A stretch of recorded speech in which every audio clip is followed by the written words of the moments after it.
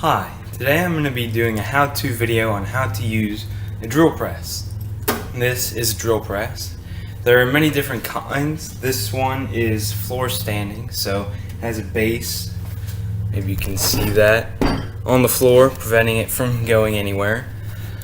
Drill press is mainly used just to drill holes in different types of materials. This is a lot better than using its handheld cousin because the way it uses the bit, it can drill a lot straighter holes.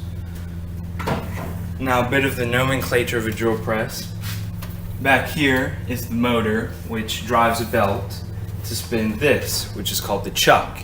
Now, the chuck is what grabs onto this piece here, which is the drill bit, which is going to do all of the cutting. And the chuck, if you use this device called a chuck key, will secure your bit into the chuck and allow it to cut into the material. Now, depending on what you're cutting, there are many different types of bits that you can use, each of which is better at cutting different types of materials. So today I'm going to be drilling into a piece of wood. This is called MDF, which is medium density fiberboard, which is pretty easy to cut.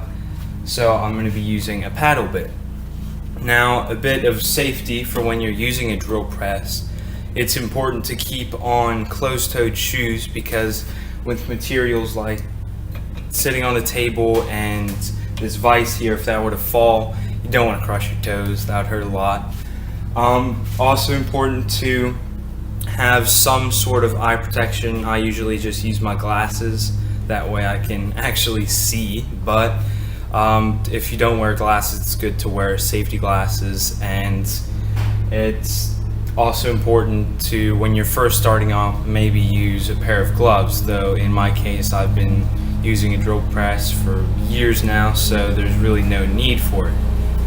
So what I've done already is I've laid out the hole. It's important to mark out where you're going to start drilling beforehand. That way you're not moving things around while the drill press is on. So I've already laid out my hole, and I'm going to secure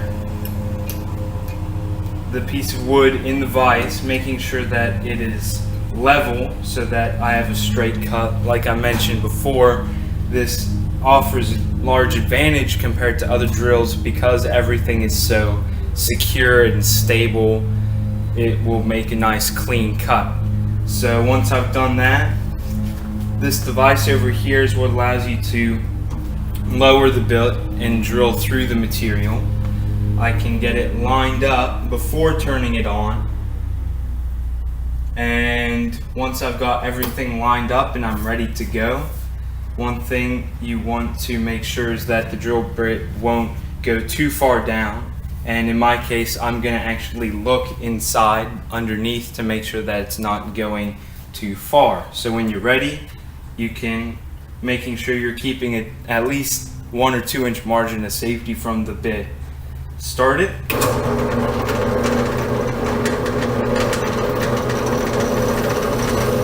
And have a nice slow and controlled movement into the wood, making sure you're not going too fast.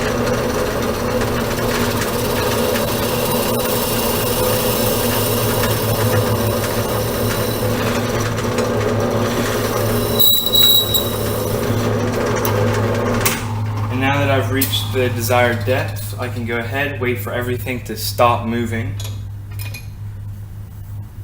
Take the piece out, and I've made sure I've gone to the point where I need to.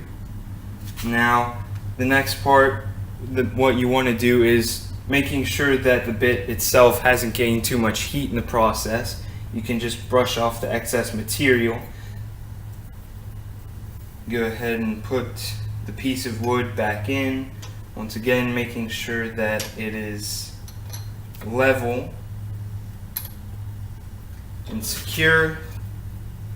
I'll go ahead and line up the bit. Once we're good, on.